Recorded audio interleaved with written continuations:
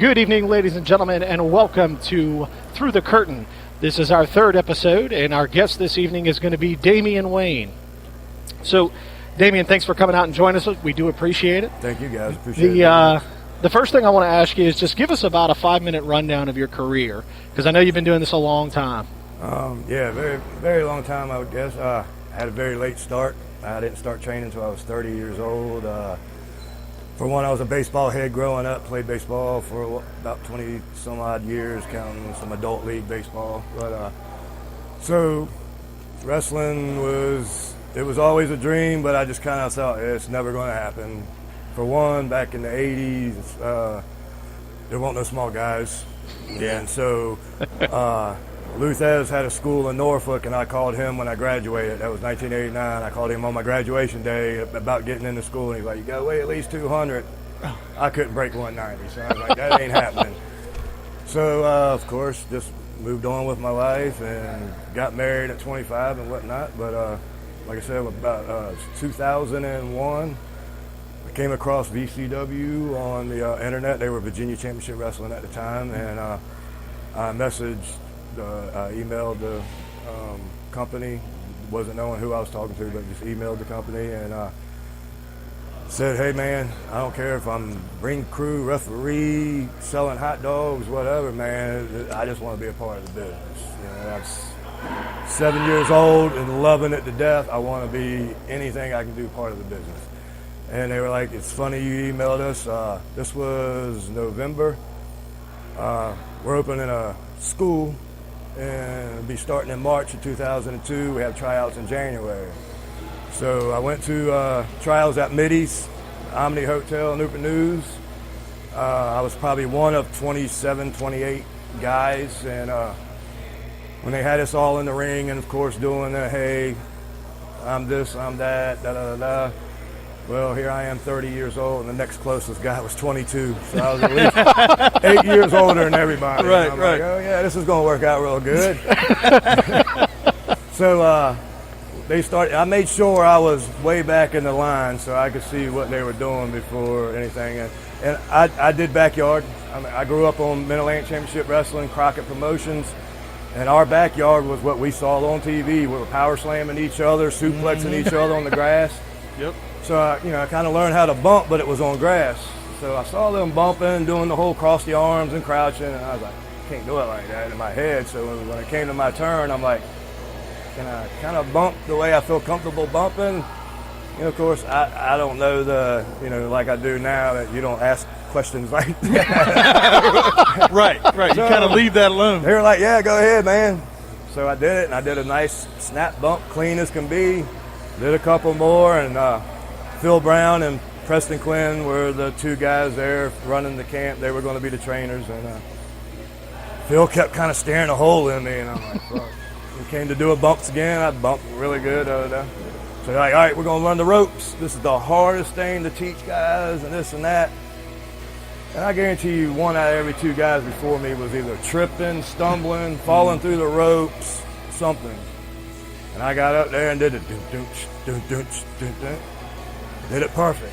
I mean, Phil's just staring another hole through me. I'm like, man, I think I've done pissed these guys off. I'm like, and then he calls me over there. He's like, first he called PQ over to the corner. He was in the corner, and then he called me over there, and he's like, dude, you sure you ain't never trained before? And I was like, I swear to God, I've never. I mean, I used to go early to the Hampton Coliseum and see him put up the ring and tear it down. That's the closest. And he was like, looks like you've been doing this thing for like 15 years. And I was like, no, but it's been a dream, so I'm planning on living it out. So started class, basically the same 20 some odd guys, and not counting any of the talent that came weeks or whatever after me. Again, that 22-year-old guy was the next closest to me. I was the only one to make it. Really? Only one. All of them dropped like flies. Wow. Now, the Chris Escobars and Mike Booths and Shane Falco, they came a couple of weeks afterwards. But, out of that initial class, so that made me feel good. But, finally broke in. They put me and Mike Booth together. We trained the last 4 months as a tag team. So they drilled that into us. They wanted us to be a tag team, and we broke in, tagged for about the first 6 years as the Old School Empire, and I loved it. I loved getting to experience tag team wrestling before singles, and compared to vice versa, it's kind of harder. But I loved it. We were right on the verge of having a TNA tryout, and he went over the top rope in North Carolina for Kruger the wrong way. And when I turned around and saw him coming up on the floor, but rising above the apron, his shoulder was about 7-8 inches lower. So he separated his shoulder and was out for like almost 8 months. So that's when my singles career kind of. But I wasn't expecting anything. I was being here and maybe a couple of shows in North Carolina I was married with kids, but just doing this local thing was great. I was being a wrestler, and but the more I heard my name, the more people started talking about me. I was like, I guess they think I'm actually pretty good at this. So why? And I was the only one not traveling that much. Right. PQ, Booth, and Sean Denny, Sean Lee at the time, and all them guys were doing the North Carolina trips and stuff, and I wasn't. And then it kind of flip-flopped. And I was the only one in the area traveling everywhere, and everybody was staying pretty close to home. But so I went any and everywhere I could get a book, and I didn't care if it was a crap show or what. And that's how I think I got to experience everything. Sure.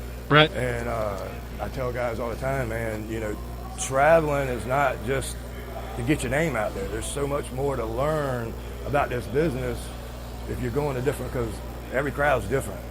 Every locker room's different.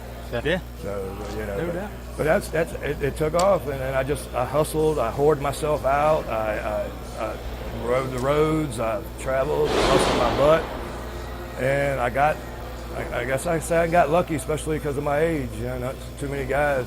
I was getting a lot of my opportunities around 07 to 08, so I was probably about 37, 38 then. Doing a lot of Ring of Honor and WWE stuff, but of course I knew my age was not going to allow me to sign any contract, but everybody loved my stuff, and they used me, so I can't complain about that at all. No.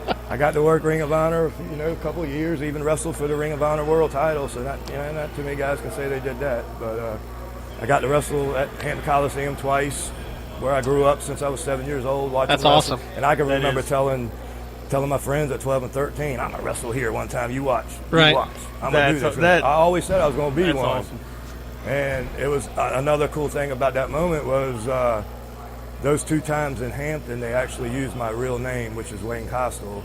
And I got huge pops. And I even had a few fans and other local wrestlers tell me that they had security coming there telling them to quit cheering for the local guy. Supposed to be cheering for the WWE guy. So that kind of made me feel good too. But, I would imagine so. Had a little extra. So that's a basic little, rundown. Late starting the business, but once I got the ball, man, I took off with it and can't complain. Well, let me ask you this, kind of in this exact same ballpark. The one thing we didn't talk about is, you've been a lifelong fan. You love it.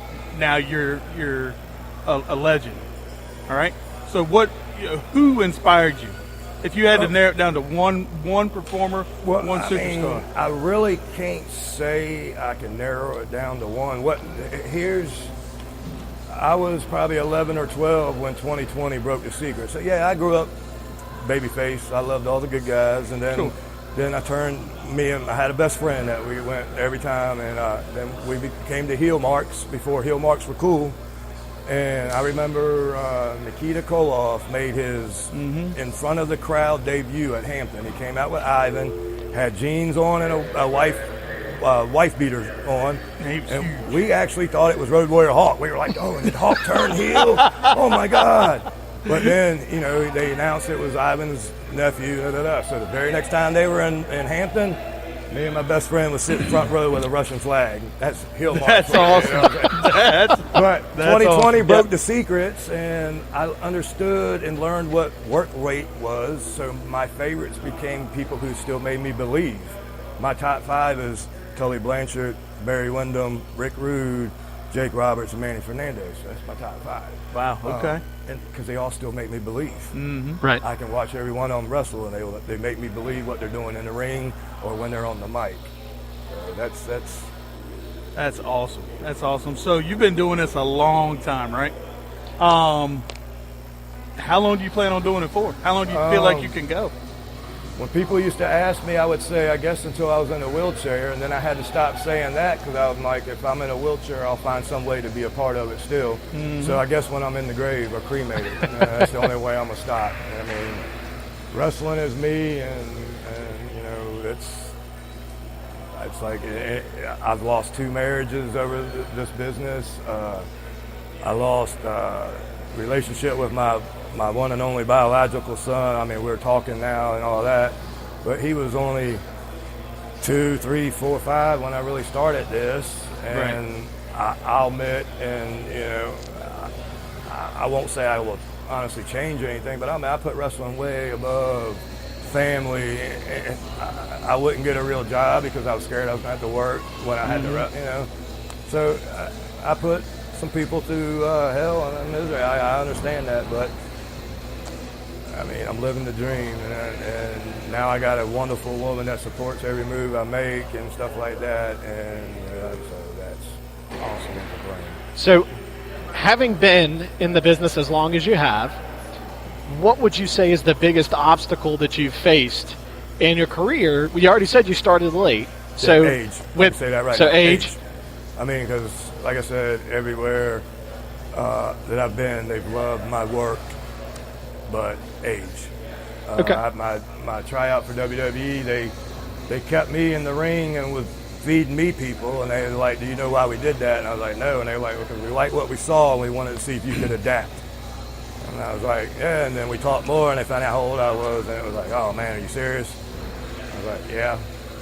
They're like, "Man, I know how it is." Like I said, I played baseball. I know if I had millions, I'm going to invest millions in that 18-year-old phenom versus a 40-year-old right vet. You know, yeah. I understood. I can't hold no grudge or be PO'd at them.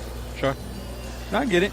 So in a career as long as yours, okay, there's a lot of moments that are going to stand out. There's a lot of moments you're going to remember. What would you say is the most or some of the most pivotal moments of your wrestling career? The biggest memory will be wrestling at Hampton Coliseum. But business-wise, you know, big moments would be winning the NWA national title. I mean, that's a title I grew up seeing many times being defended, and now to go and look at the record books and see Tully Blanchard, Dusty Rhodes, Wahoo McDaniels, Damien Wayne, you know, that's pretty amazing. Agreed. And I can say I've had quite a few things that really happened to me in the business that would probably make the normal guy quit. And I'm not talking about injuries or anything like that. I'm talking promises of this and promises of that, and being, you know, stabbed or ripped out. And I'll give you an example, and this will be the first time it's ever been spoken publicly, but when Adam Pearce and Colt Cabana had their match for that world title, I guess it was the final match of their series of 7, and Cabana won the belt, but he didn't want the belt because they were NWA's put too much demands on him. Mm-hmm. Pierce didn't want it anymore because he wanted Cabana to have it because they were like best friends. So, long story short, they belts up for grabs.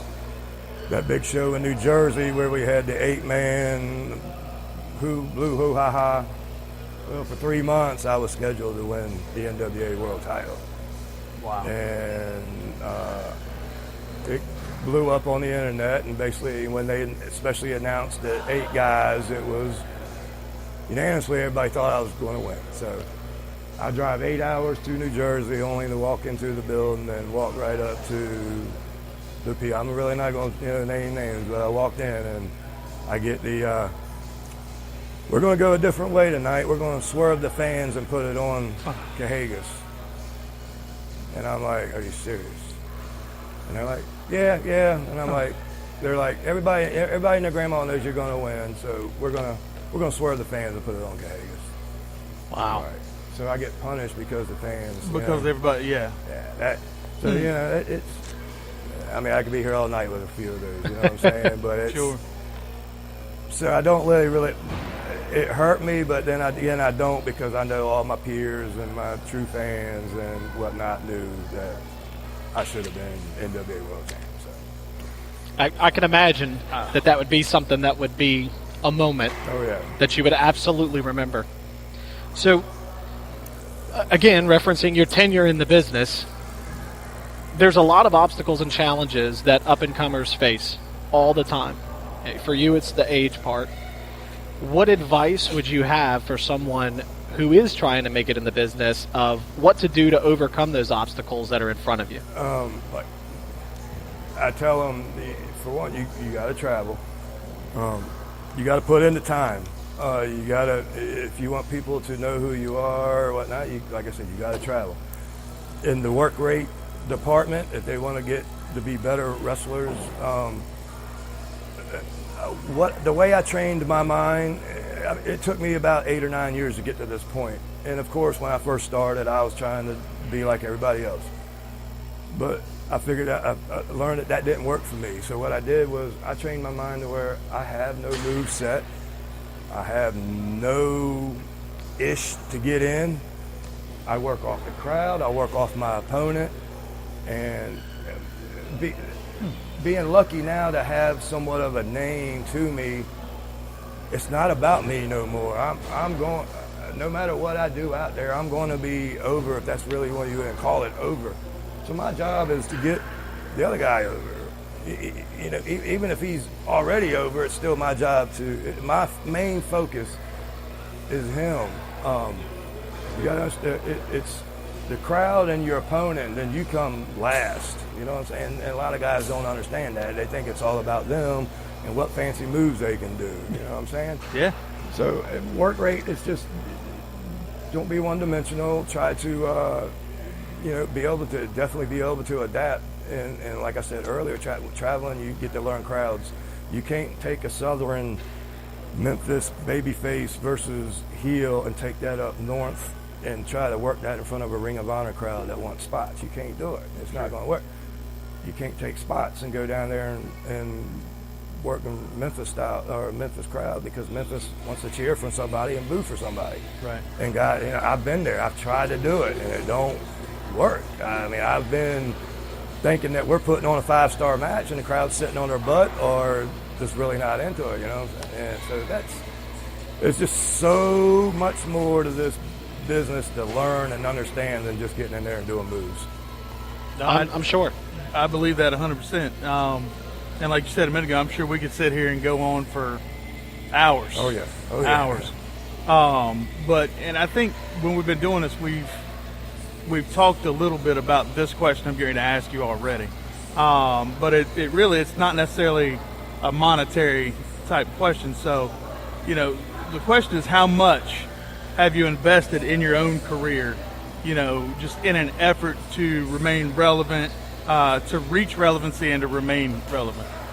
Well, today, right now, or even the last maybe say year or so, it hasn't really been where I'm, you know, I used to be where if I didn't have a date filled or something like that, I was hustling. I was sending out stuff trying to get it out. Now I kind of enjoy that time home. But going back to when I was really trying to stay relevant or build that name for myself, or to make money on the indies knowing that I'm never going to get that contract, I was gone. I just always gone. And like I said, both marriages was because I was gone. And I was feeding into that rock star lifestyle. Sure. And I'm not going to say it was all me, but I would say 90% of it was me. But with both marriages, I was a piece of crap. And I also can sit here and admit it. Because it's hard not to feed into it, if you understand what I'm saying. I can imagine. Not a lot of people get to experience. So just trying to hustle and always gone and I try to be different. And that's the biggest way of trying to, for me, that I try to stay relevant. And like I said, now that I've gotten that name built up a little bit, I don't have to do it as bad. Right. Awesome. So, one of the things that I'm curious about is the first time I've ever seen you perform was at the VCW show back in February. Oh, wow. And, we were only about a month into what we're doing now with these interviews and these podcasts. And there was a moment when you came through the crowd, before you ever walked on the stage, he was hooked and bought into your character and you hadn't even come out yet. It was just the music that got him. And then everything that you did in the ring was fitting for who you are based off of what you present as a character. Mm-hmm. So what led you to develop that style, that kind of roughneck, rugged style that really you've become known for? Well, I've always, even from training, especially being trained by PQ and Phil, I was trained to be snug. Right. And I felt I enjoyed that. I wanted it back on me, and I'm going to give it back. And so it just, I guess being the 80s, growing up on the 80s, that's how it was. And Mid-Atlantic was known as the stiffest territory there was, so I got to watch that firsthand. And really, after a while being in the business, well, I was also one of the guys that kind of, even after I knew it was, if you said wrestling was fake, I was ready to fight you. I was ready to whip your ass. We had that conversation on our way here tonight. Literally just had that conversation. And so I'm not going to have anybody sit in the crowd or sit behind that curtain and say my stuff looks like crap or looks fake. It's not going to happen. I'm either going to hit you and make it look good. And my motto back to you is I'd rather you hit me than miss me. I'd rather sell you legitly, knocking the crap out of me, because Fair enough. Exactly. I'm going to protect myself. That's another thing guys don't understand is a lot of times you get stiffed, it's because you don't know how to protect yourself or take what they're given. Right. Mm-hmm. Because we can't pull everything. We can't do it. You know what I'm saying? We can't do it. So, but the style and then now my style is, my bump card is getting very, very, very filled up. I'm getting older. So now I'm trying to take the selling from face down. I want to sell more and to where I'm taking less bumps. A la Terry Funk. I could sit there and watch Terry Funk all day, especially from 89 on up. Him and Flair and stuff. So that's just, you saw me as a baby face that night. Right. Wait till you see me now as a heel. Okay. It's a whole lot better. I'm excited. And so it's a lot Terry Funk. I got put over by Kevin Sutherland. He'd come to Kentucky quite a few times, and he put me over on every aspect, which totally blew my mind, work weight wise. Told me that my ring positioning was on point, stuff like that. But we were talking about Terry Funk stuff, and he was like, after you told me that, I went home and watched a lot of Terry Funk, and my God, if you ain't got him down to a T so bad that I even called him and told him about you. I was like, man, that means the world to me right there. Wow. That's kind of big, right? That's my whole thing now is I'm trying to eliminate the bumps, because I used to always be about taking the big bump. And so now it's more selling and less bumping. That's awesome. Well, it's like he said, the night that you came out and we hadn't seen you, we weren't sure who Damien Wayne was yet. But just from the buzz that came out in that crowd that night before you ever came out, when the music hit, we knew we were about to see something, Awesome. Appreciate that. Pretty special. Well, that's and I'll tell you did disappoint. Like I said, I looked at him and I said, I'm a fan. awesome. Appreciate that And very much. we said that night that we wanted to have you on. Yeah. We weren't sure that you didn't kill Chris Silvio with that pile driver at the end. But, I haven't seen anything like that since the Jerry Lawler days. That was fast. It was spectacular. It was. And that came from, Friday night of the week before was an accident in the match. Me and a guy was teasing me, trying to pull him up for the second rope power driver, and he couldn't hear me when I was bending down telling him what to do after I pushed him off. And when I pushed him off, he kind of just sat there for a hot minute. So I kicked him, and he bent over, and I said, just hopped on top of him and hit it. So I told Chris, I said, it kind of was an accident, so let's make it look like you really escaped out of it, but as soon as you landed on your feet, you're still bent over, and boom. Because power driver's been my finisher, that and the elbow, but I always hated the simple kick to the gut, boom. Yeah.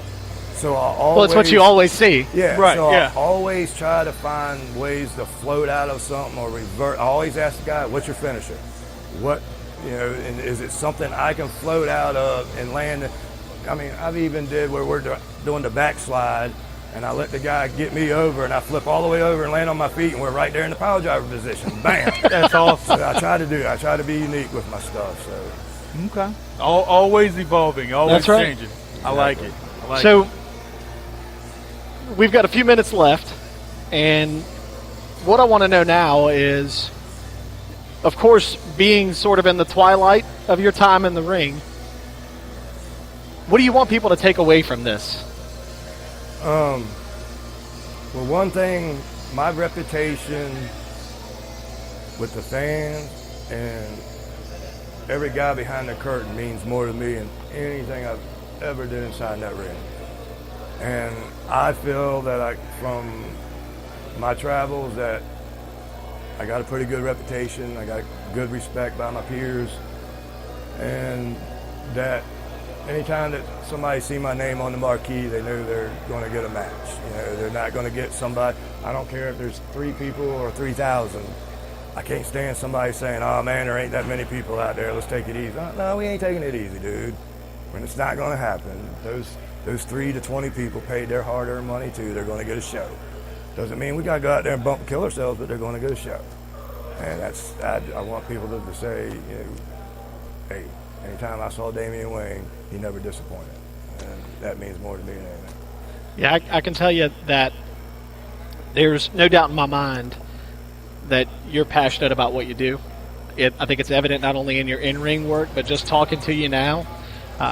It's clear to see that it's a desire, it's a fire that burns inside of you. Yes, very much. And I don't think there's enough of you out there that have that same mentality, that appreciate the fans and the locker room and all the other aspects of the business that a lot of people don't think about. They buy their ticket, they come in, they sit down, they watch the show, they wear their T-shirts, which is great, but there's so much more to it. And we've had the ability to talk with several folks that have all talked about those environments.